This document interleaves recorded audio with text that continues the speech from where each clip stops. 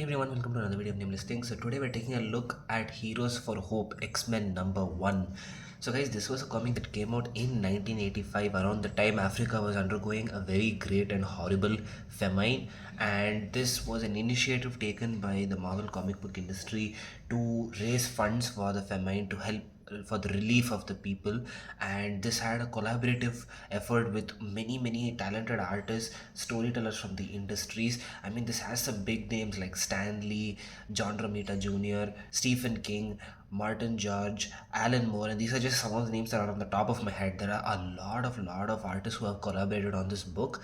And there was also another book like this that was done in DC as well, which was called, I think, Heroes Against Hunger, that had Batman, Superman, and Lex Luthor, and it had a similar plot to this one as well. Before we get into this book, be sure to hit the like button and share this with your friends. You can subscribe to the channel and stay tuned for more such videos. I have the book out of the bag and the board, and as you can see, it has a few creases here, but I'm not too bothered about it. And this artwork is good, and I'm really happy that they chose the X-Men for this issue, because the X-Men are that people that Stanley always envisioned who could showcase every part of people from different parts of society. Someone who's very nerdy, someone who's too athletic, and everyone who feels sometimes like an outcast, but they're all a unique addition to society. X-Men represents that. Opening up here, you can see the whole list of artists, writers, inkers who have worked on this. You can pause the screen to take a look at all the different people who have contributed on this book.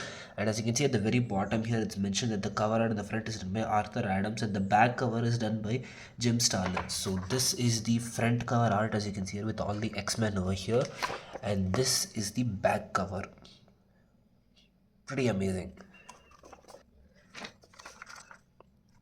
So the story itself is not groundbreaking. It's pretty simple story. All the members of the X-Men have a kind of psychic attack where they're shown their worst fears and nightmares, and they think that this is an attack by some villain, and so they try to trace the signal, and they find it somewhere in Africa, which is where they encounter the famine that's going on over there, and they see the horrible conditions of what people are suffering. So when there's a relief plane that arrives there at Africa with the supplies, they help distribute those supplies amongst the people.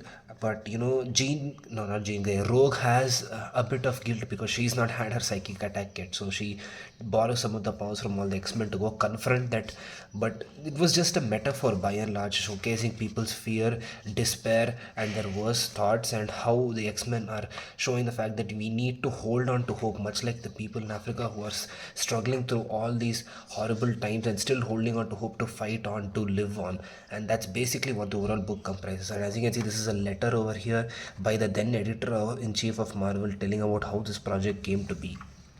So it's a fairly simple book, guys. It's not like it's a key issue or anything, but the what this book signifies, what it was meant to be, is what makes this book all the more important. And also the fact that you have so many creative artists and talents who have all worked on each of these individual pages, that is also something that makes this book unique from all the other issues of Marvel. This book also reminds me of that song that Michael Jackson had orchestrated with all the other singer and artists in the music industry back in that time for "We Are the World," which was also another attempt of people coming in to raise funds for and raise awareness for the famine and the horrible catastrophe that had befallen on Africa at that time. And it's so nice to see that so many artists at that time had come together to collaborate for the sake of humanity and do what they could do.